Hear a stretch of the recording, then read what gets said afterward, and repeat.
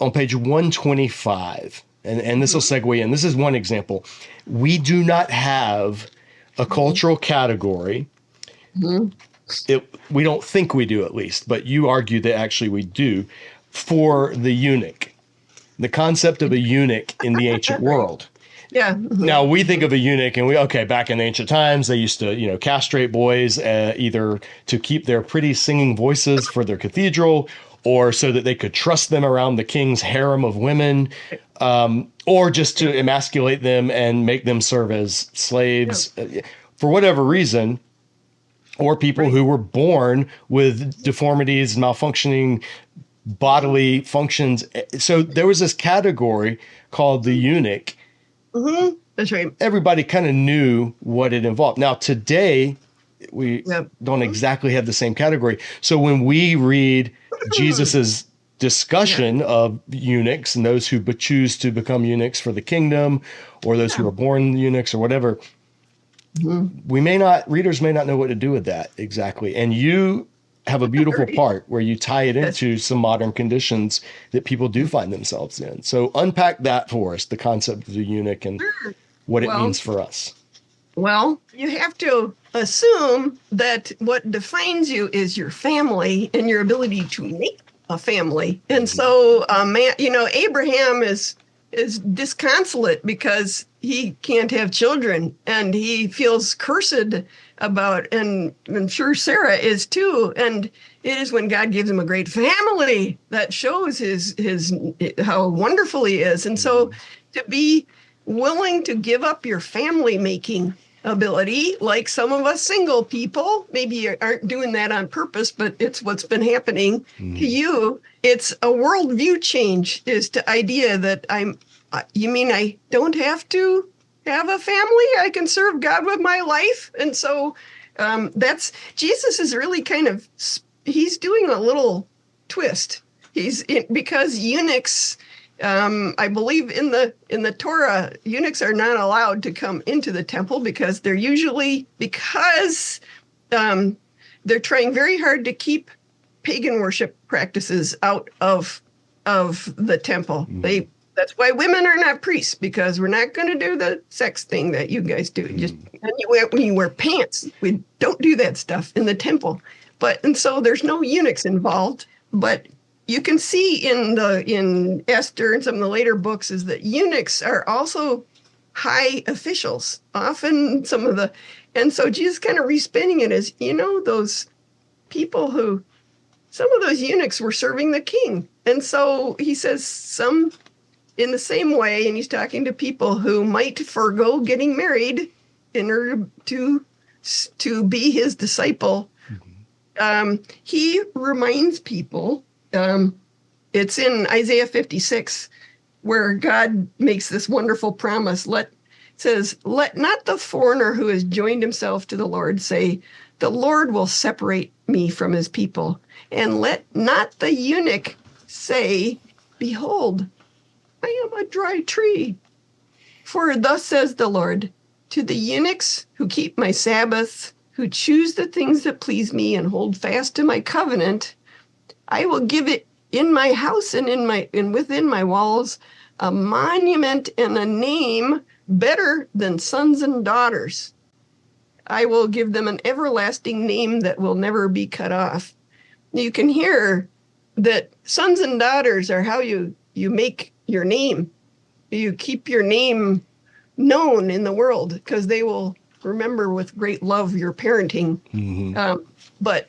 And so it shows that that's what people ultimately want. But God, he promises them, if you will serve me, and I will accept you in my temple, and I will give you something even better than. And so honestly, I'm not married myself, and I'm going to hold God to his promise. Yeah, like you say on page 125, you said, personally, I will be among the first to ask the Lord to fulfill his promise to give the eunuchs who serve him a, quote, name better than sons and daughters. Right. That was a beautiful line to me. And the reason it was is because Over the past year, Disciple Dojo has started a singles ministry we call the Grown Ups Table, and it's done entirely through Facebook, and it's a community that's grown to around 2,000 members all over the country, some around the world. But there's a deep need, particularly among unmarried Christians, whether they've been married, so widowed, divorced, abandoned, or whether, like myself, never been married. There's a deep need for community.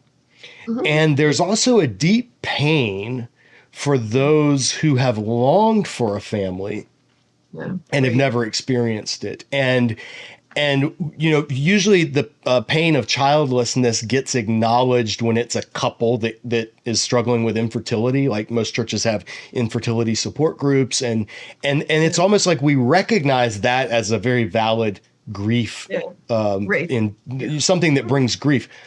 But there's not often any similar acknowledgement of people who are unmarried and therefore they can't have children. Like they can't start a family because they don't have a wife or a husband. And it's something that they've always wanted. And in the Grown Ups Table, we talk about this. We openly, we don't shy away from it. It's not a pity party where we sit around and just bemoan singleness all the time. But there is a recognition that there's a very deep pain for people who have wanted sons and daughters. They've wanted their family line to continue. They've like, I think about, I'm on my dad's side. I'm the last one. Like I had a sister, she got married. So the Smiths, she's now a tanner. So she's joined another family. Right. I'm the last Smith on that side of my family. Sure. And it ends with me. I know. Every now and then that hits me like, that makes me really sad sometimes. Like, and it's painful, but that's not something that single men talk about. And we just focus on, let me go serve the Lord and do all this bodybuilding or whatever. That's right. Focus on being tough instead of those stupid emotions. But it's a real pain. It is, at times it can be a real source of grief. And that's a guy saying this. Yeah. I think it's just as much, if not, I think it's probably more for women who have the ability to produce, like in theory, culturally, like you're the one that would actually bring forth a child and don't get to experience that. And they've wanted to. It's a very deep pain. And the fact that Jesus acknowledges the eunuch and he does so in the context of that promise in Isaiah that you're talking about, to me, that's like an untapped source of comfort or encouragement for people who are unmarried. Yeah, really. Yeah, exactly. That's yes, exactly. Thank you for saying that. And obviously you can see that it's major in my own life. It's yes, exactly. So yeah. Well, I love that you put that in there. And I love that the idea, this is also a very Jewish thing, the idea of holding God to his promises. Yeah, that's right. That's not as popular among Christians to have that attitude. It almost seems irreverent, but it is thoroughly at home in the Hebrew Bible.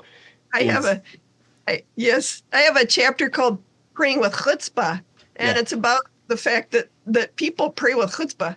God, there's one guy he's like, it's one of my little quotes on the side.